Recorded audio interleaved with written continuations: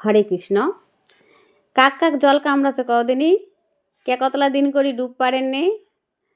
কোনো সমস্যা নাই, গরম আসলে সব শোধ করে দিবেন। যেমন গরম পড়লে চ্যাংড়াগুলা পুকুরত খালি ডুবিয়ে যাবি। আর এখন ঠান্ডা পড়ছে, পুকুরত চশমার কোনো টিকিয়ে নাই। ডুব পাড়া তো দূরের কথা, জলটাও ছুঁয়া যায় না। তা চ্যাংড়া ঘরে ডুব পাড়া নিয়েই আজকে মোর কবিতা, রাজবংশী ভাষায়। কবিতার নাম জলের কামড়। তাহলে সবাই শোনো। জল ঘাটিবার চ্যাংড়াগুলা জলও দেয় না পাও, জলের কথা শুনলে এখন কাঁপি উঠেছে গাও।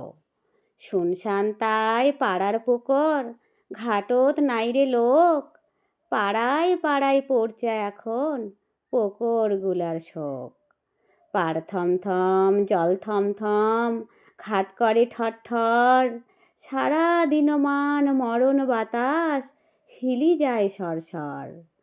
দুপুর হলেই পুকুরগুলা আন চান চান করে, চ্যাংড়ারা কেন ডুব পারে না, কি হলি সগলারে।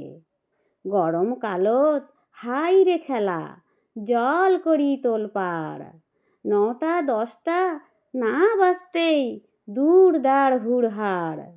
ডুববি ভাসবি খুপুর ঘাপুর পানি কাউরির মতন, মাওগুলা তোরা যতই চেঁচাও কে শোনে কার বকন।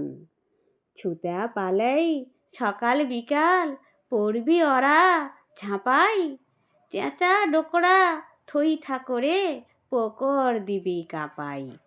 এখন আইচা পুষের ঠান্ডা, কেন আরে আর জল, পুকুর দেখি ভয় না গেছে ছুবা চায় না কল।